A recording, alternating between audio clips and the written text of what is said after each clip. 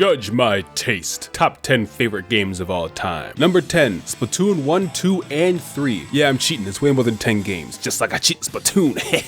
But this is a surprise, right? Dozens of Splatoon videos on this channel and it's only number 10. Other than playing video games at friends' houses growing up, mostly dicking around in Halo 3, I never really had much interest in shooters, let alone competitive online shooters. That all changed with Splatoon 1, one of the only Wii U games. I picked up Splatoon 1 because nothing else was coming out, and I casually enjoyed the game a lot near launch, but it wasn't until they added tower control, then added Rainmaker, then added Trisausha Nouveau with the Seekers, was when I really started to love the game and become obsessed with it, spending hours of my life playing Splatoon 1 while baby Captain napped underneath my chair. And then Splatoon 2 is the reason I have a YouTube channel. It started with me just making funny videos for my friends and spreading my Splatoon knowledge to them since they were starting with Splatoon 2, and then other people started watching them too, so I kept making more. And having been with the Splatoon series since its inception, I can easily say Splatoon 3 is the best Splatoon game. Number 9, Mario Kart Double Dash and Mario Kart 8 Deluxe. We grew up with an NES in our household growing up in the 90s. I remember playing these games growing up, but the Game Boy Advance and the GameCube were the first consoles that were bought specifically for me on my 10th birthday. And that was when I began to really fall in love with video games. So yeah, due to the nostalgia factor, you're gonna see a couple more GameCube games on here. GameCube was my jam. Double Dash was my first Mario Kart, and it's a cool game.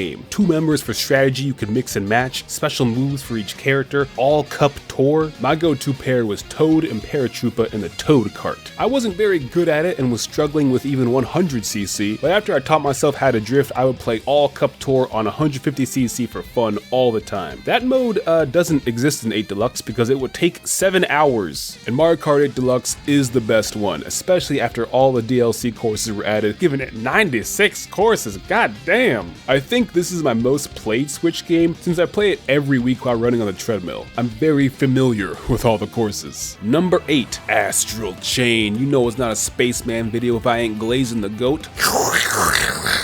This is my favorite Switch exclusive game and one of the slickest games I ever played. You're on an elite task force to team up with demons to fight other demons. It's made by the same studio that makes the Bayonetta game, so you already know the game has the sauce. The game looks incredible for a Switch game. It has you jumping in and out of different dimensions and doing all sorts of flashy team up combo moves with your demon friend, all to a rockin' soundtrack. Number 7, Hades. I already made a video on this game that probably holds up, but I don't know if y'all have seen that engagement farming burger meme where it's like a 10 out of 10 in every category. Hades is the only game that meets every category. This game is the real deal, y'all. It's on every console, so if you ain't played this game, fuck you, go play it. Back in high school when I was busy getting no bitches, I became a huge Greek mythology nerd, so this game is right up my abacus, you know what I'm saying? It's an indie roguelite with top tier gameplay, top tier story, top tier art direction, and top tier music. But it's only number 7. Number 6, Monster Hunter 4 Ultimate. This was my first Monster Hunter game on the 3DS with the camera controls on the touchscreen. I picked this game up because when me and some of my college friends graduated, we all went our separate ways. We were looking for a good online game we could all play together. And we almost got Zelda Triforce Heroes, but then one of us was just like, how about Monster Hunter? So I picked up the game. I started by using dual blades because I thought they looked cool. And funnily enough, I didn't actually like this game at first because compared to other combat games, Monster Hunter takes a lot of getting used to. And I got stuck at Kecha Wacha, who is like the second boss you fight after Great Jaggy. I had to put the game down for like 6 months. It wasn't until I started playing it online with my friends, and even though we all had crazy incompatible life schedules, we always found time to play, and I had so much fun playing online with them. They were able to explain all the game's systems to me, and I rocketed through the rest of single player and the multiplayer, and why nowadays I still teach all my new friends how to play Monster Hunter, so they can really learn how to play. Just how you can easily learn so many different things with today's sponsor, Skillshare. Skillshare is the largest online learning community for creatives with thousands of classes led by industry experts across film, illustration, design, freelance, productivity, and more. Skillshare can help you take your career, skills, hobbies, passions, or side hustles to the next level. Any creative field you can think of, they probably have several classes on it.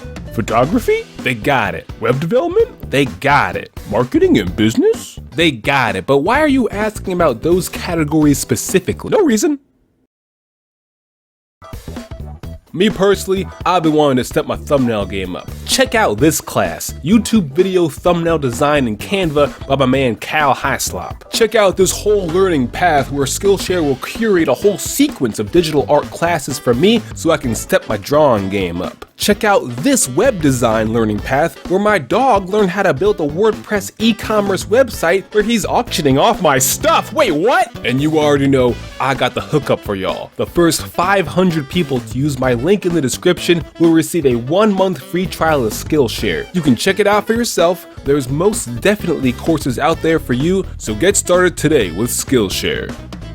Honorable mention speed round. There are a lot of them because I love video games. Super Smash Bros. The whole series. Melee is what I started with. I mained Roy because he had a fire sword. Went back and played 64 on an emulator. It worked on my Windows XP computer and I mained Kirby and Ness. Brawl is one of the biggest games I ever played. I mained Ike and Mr. Game & Watch. Smash 4, I learned how to play Shulk. This is probably the one I had the most fun with because I was in college when it came out. So 8-player Smash, when you live within walking distance of dozens of your friends, there's no beating that. And ultimately it has an absolutely insane fighting game roster. Super Mario Bros. 3, this is the first video game I ever played. I think I was 4 or 5 years old. Struggling with World 1, but still having the time of my life because Mario gets a little tail that lets him fly around on the first level. And on level 2 with the Starman, he's doing flips and shit. Still hate that Angry Sun level though. More GameCube games. Super Mario Sunshine, the aqueous movement in this game is insane. Sonic Adventure 2 Battle. You already know what it is, player. This game is cool because of the Chow Garden, which would connect to Sonic Advance. Star Fox Assault, a seriously overlooked game. The gameplay is fun and the soundtrack is Space Opera Orchestra. What else do you need in life? Paper Mario The Thousand Year Door. Now this would be number 11 on my list. Go play the remake. Do it now! Tales of Symphonia, the first game I ever played that had good voice acting. Just when you think the journey is almost over, boom, you're only halfway through the game. Fire Emblem Path of Radiance and Radiant Dawn. These games are Ike's duology and modern FE players might not like them because they are very much a product of their time, but I played them when they came out and I loved them. And I played them again just the other day and I still loved them. Fire Emblem Echoes, Shadows of Valentia. Fire Emblem has been my favorite game series for a while, but in like early 2017, I almost stopped liking Fire Emblem entirely due to a string of, let's just say, peculiar Fire Emblem titles, but I'm glad I tried SOV because it pulled me back in. And Fire Emblem Three Houses. It's the most popular one because it's a good game. Super Mario Galaxy 2. It's so funny because Galaxy 1 is very meets expectations for me, but add in Yoshi and better levels and bam, it's incredible. Couple of handheld games. Pokemon Crystal, Ruby, Sapphire, Emerald, Soul Silver, Black 1 and Black 2. I will never forgive Pokemon gamers for not buying the good Pokemon games because now they only make bad Pokemon games. Golden Sun 1 and Golden Sun 2 The Lost Age. It's a big long mega story and you can link the games together. Bravely Default 1, a 3DS RPG that still has the best soundtrack of any video game ever made, and I'm not even joking about that. Monster Hunter Generations Ultimate, the finale of old gen. Monster Hunter Rise Sunbreak, you can ride a dog into combat. Phoenix Wright Ace Attorney Trilogy and the Great Ace Attorney Duology, hilarious visual novel detective games. I still need to play the rest of the series. More cool RPGs, Xenoblade Chronicles X, this is definitely in the top 15 on my list. The best Wii U game, even better than Zelda. In fact, part of the reason why Breath of the Wild is as good as it is because the devs who made X also helped make Breath of the Wild. It's a gorgeous, futuristic, open-world JRPG on an awesome alien planet where 40 hours into the game, you can fly around in Transformer Gundams. Final Fantasy VII, you already know, it's a ballin' game. Final Fantasy VIII, funky game, but still a ballin' game. And Final Fantasy 16. I played this game a year ago and I still think about it every day. I'm so glad that PC players and Tekken players can now play it for themselves, and everyone's realizing any hate for it was so overblown and the game is truly remarkable. Recent games where it's too soon to put them in the top 10, they're still marinating. Baldur's Gate 3. I just finished this game and I'm still thinking about it. It's one of the best video game narratives I've ever seen. Persona 5 Royale, long ass game with a good story. Metaphor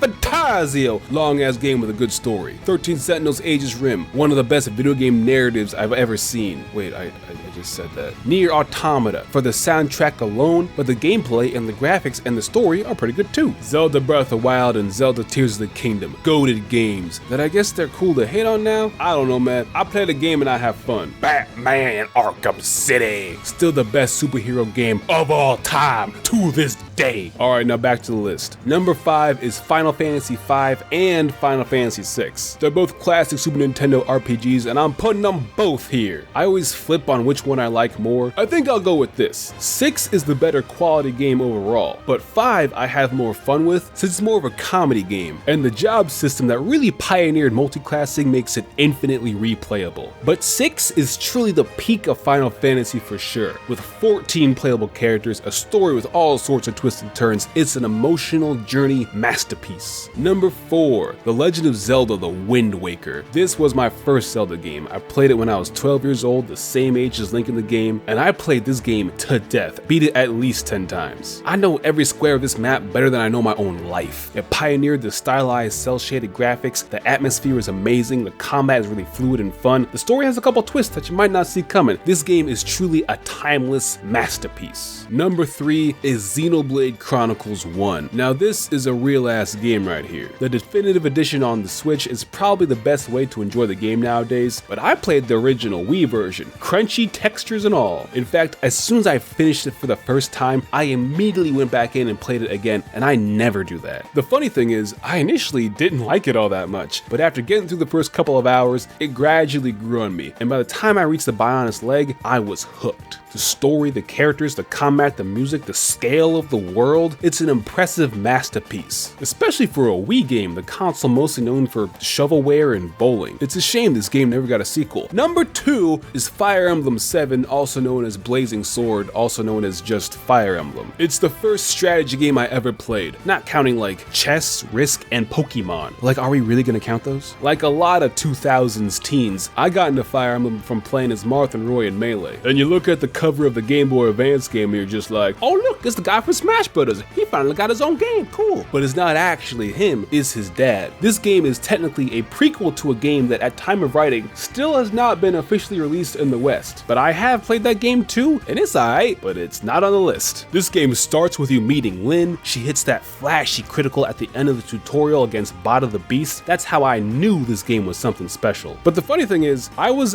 really bad at it when I first started playing it in middle school.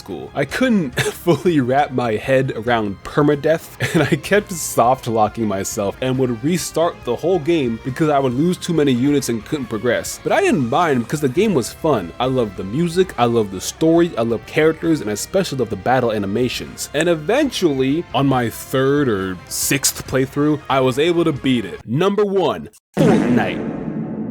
No, I'm just kidding. Number 1 is Chrono Trigger. I played it on an emulator when I was in high school, and it was amazing. It quickly shot up to my favorite game ever. And then they brought it to the Wii Virtual Console, so I finally bought it and played it again, and it was still incredible. Then they brought it to the DS, and I still haven't played that one. Anyways, I ain't sure why they kept making games after this one. Every game since Chrono Trigger has been worse. It was made by a literal dream team of creatives. That's really what they call themselves. From the incredible story, to the music, to the art direction, to the time travel mechanics where things you do in the past affect the future time periods, to the battle system with the dual techs and triple techs for team-wide combo attacks where you can call in a giant frog to squash the enemies. This right here is video games in its most refined form. I could talk about Chrono Trigger all day. Comment if you want to see a 5-hour video that's a Chrono Trigger throat goat session. Those are my favorite games of all time as of December 2024. Hopefully in the future there are so many more cool games that they all get replaced, but I doubt it. But anyways, how did I do? Would you say that I have good taste in games? Are there any games you would recommend for me to play based on the ones I said I liked? Also, I stole this video idea from Koromora, so make sure to check hers out too. And I challenge any and all other channels to make your own video so we can judge your tastes as well. Thanks for watching, and if you haven't already, don't forget to subscribe. Today's comment code word is golden. Comment golden if you made it all the way through the video, and that's it, video's over.